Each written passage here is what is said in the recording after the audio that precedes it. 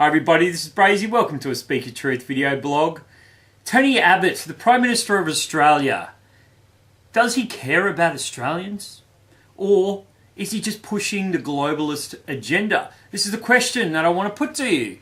Now I know what you're thinking. He met his wife while she was working at the Rothschilds and now he's the Prime Minister of Australia, but that's no reason to judge the man. And I see where you might be getting at. He's pushing the Trans-Pacific Partnership and trying to rush that through. We know he's doing that too. The other thing, he's putting Australia into a huge amount of debt. He's sort of following the United States down to economic Armageddon. I can see he's doing that too, but he uses that I'm going to blame the previous government type scenario pretty well, and we can't sort of blame him for that exactly. But let's have a look at the other things that Tony Abbott is up to and make a judgment on whether or not he actually cares about Australians or whether or not he is just simply pushing a globalist agenda. Now, I watched him walk off the plane after visiting Davos over there in Switzerland. You know, after hanging out with the 87 richest people in the world who have as much money as the 3.4 billion poorest in Switzerland. So you would think he'd be over there really pushing the Australians' case, saying, hey, we want to make Australia better. You guys are the richest people on the planet. Where can we do business? We've got heaps of resources.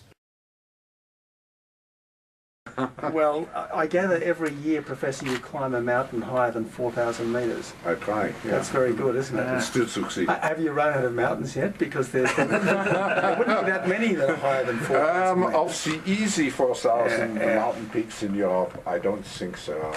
There are still many left. Climbing mountains is a marvellous thing. Yeah. Well, the sort of business that he's pushing, of course, is first of all, he made sure that thousands of Australians lost their jobs with Holden. So he sort of did a deal there with the big corporations who would have been represented overseas. And now, of course, he's doing this deal with SPC Ardmona. You know, SPC, baked beans and spaghetti, hungry little human beings. Well, it turns out that Australia could end up being very hungry little human beings after all, because thousands of people are going to lose their job. And rather than really getting in the face of Coca-Cola Amatil, or Coca-Cola, you know, a parent company being one of the biggest corporations around, he sort of bent over and suggested, well, I don't really care. We could lose SPC Cannery, and we could also, you know, affect all of the farmers in that area. That's right, the people who actually grow food that sustain the Australian people. And to me, that's a real concern, because it not only affects the farmers, but it affects what's actually happening with our land use. Hello, Agenda 21, and it also therefore affects the communities, the people who work there, the fact that that's what those resources have been doing for so long, you know, for hundreds of years. And that's a real issue with me, the fact that they're willing to give that up. The other issue, of course, is that we've now seen corporations, which is sort of the agenda I think they're pushing, like Woolies and Coles. You know, Woolies and Coles, the fresh food people, which should be called the foreign food people, who don't really care about anybody because they've allowed for an illegal activity to occur, which is food dumping. We've had Italian tomatoes being dumped on Australian shores and more obviously on Australian shelves through Aldi, Coles and Woolies. And that's what's caused this SPC to actually go broke, because they're just coming in here and dumping really cheap. It's a bit like the currency wars. They literally dump cheap cash onto these emerging countries, and then of course it disappears. And then of course these guys have all sorts of problems. Now I know that might be drawing a long bow, but you start to get the idea. We're literally dumping really cheap tomatoes onto the shelves for Australians to purchase, and these companies like Woolies and Coles who do these commercials, they get the celebrity chef in who says, look at me, I'm on the farm literally picking the tomato, or I'm picking the lettuce. Everything about it is appealing. Aussie grown. Perfect and right. 96% of our fresh fruit and veg is Australian grown. Because we work with the farmers and we're the fresh food people, when they're not at all. They're actually bringing it in from overseas, putting their home brand on it, which is their brand. It's the Woolworths brand or the Coles brand. And of course the government, which is pushing a global agenda, this is exactly what they want to do. They allow this stuff to happen and they are destroying families and communities, which sort of makes me think that the Tony Abbotts of the world are literally don't care about the Australian people, do they?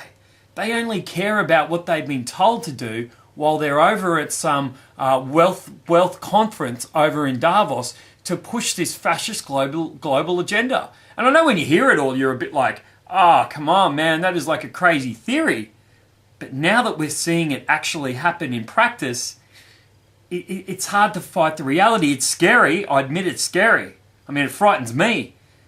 But the problem is when you're seeing it happen in reality, rather than hearing about it happening, oh yeah, that happened in a foreign country, and yes, you know, these people are affected by it, it's now happening on the Australian shores. It's getting pretty scary here. Our farmers are at war at the moment. They're at war with people trying to come over and buy up our land like Cubby Station. They're being attacked by Monsanto on so many different levels, especially with genetic modified foods. They're being attacked underneath them by attacking their water supply, the very essence of what it is that's going to allow them to continue farming for the next 1,000 years with fracking. And then if you look above them, they're being attacked with this geoengineering, causing them all sorts of sudden droughts. And if you have a look, there's a very good actual pictures that are showing the circular patterns that have caused the most recent droughts in Australia. And it's pretty much undeniable. It's as if this idea that I believe Keating came up with, that Australia should, and they put it in a really nice term, they said Australia should focus on what we're best at and don't worry about everything else. Well, it seems as they want Australia just to become, and this again when I go back to this fascist globalist conspiracy, it's like they want Australia just to become the quarry of the world and we'll just import everything else. And to me, that is a frightening state of affairs. And Tony Abbott seems to be very much at the forefront of making sure this continues. Otherwise, it would be very easy to put policies in place to put Australian people first. The other thing that I've noticed recently is that if you have a look at ABC, he's even trying, Tony Abbott that is trying to control the media. Now, we all know he's got Murdoch in his back pocket, and he did that when he won the election. I want the ABC to be a straight news gathering and news reporting organisation. Well, I was very worried and concerned a few months back when the ABC seemed to delight in broadcasting allegations by a traitor, this gentleman Snowden, or this individual Snowden, who has betrayed his country and in the process has badly damaged other countries that are friends of the United States. And of course, the ABC didn't just report what he said, they took the lead in advertising what he said. If you don't agree with Tony Abbott pushing his globalist agenda on the ABC, then you're not being Australian. In other words, telling the truth that the government doesn't want you to hear is being un-Australian. That is absolutely frightening. That's like living in East Berlin. And it's happening here in Australia, and it's happening right now. But it doesn't stop there. They've even got to the point where they realise that there is an awful economic disaster on the horizon, and it's about to hit home, and it's about to hit home really hard. Now, these guys, our Liberal Party, have said, we just click our fingers and we just solve all the economic issues because the left and right have been working together for so many years. Unfortunately, this time around, they know they're not going to be able to turn this deficit into a surplus straight away, and blaming the Labor Party is only going to work for so long.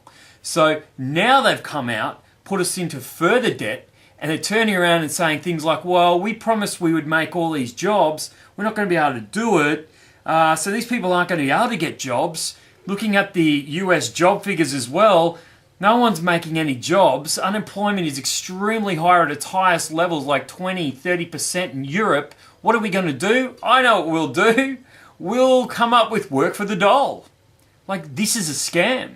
They're turning around and saying to people, you've now got to work for the dole for your $200 a week, which you can hardly live on unless you're buying illegal imported Italian tomatoes, which is sending the farmers broke, and the farmers, of course, are going to go on the dole, so they've got to work for the dole because they can't farm anymore, and the Holden workers, well, you can't buy a car anymore because they're all made in China because he's following his globalist campaign and agenda, so we're all sitting here saying for our $200 measly a week, we've got to work for this dole because there are no jobs. That's what it's all about. There are no jobs, so you've got to go out there when you should be looking for work. But hey, what's the point? There are no jobs. So, I don't have to be looking for work, which I should be paid to do while I'm on the dole. So now they get you out there working for the dole. But rather than bringing in an Australian spray painting or cleaning company to wipe off the graffiti that Justin Bieber's put on the wall, they just get blokes who are on the dole to go and do it because the government's realised there's an economic calamity coming that they don't want to tell the Australian people about. So they'll just use the slave labour or the slave prison labour, which we've turned into now that we've got drones flying around everywhere around Queensland. Things are starting to get pretty heated up. And then they realise that we are an ageing population and that the healthcare scam's working overseas. So then they have a crack at saying, well, every time you go to the doctor, you have to pay $5. They realise that we have a healthcare system that they can exploit as well because of their TPP globalist mentality. And it doesn't stop there. Australia Post has stepped in and said, well, old people are insecure and fearful because they're getting older, so why don't we charge them $30 to deliver their mail? I don't know about you, but this is really getting out of hand. And it's getting very crazy. Two things are either happening here. They're slowly bringing in policies that are telling us that we're either not working hard enough or we're not good enough, which we all know is crap.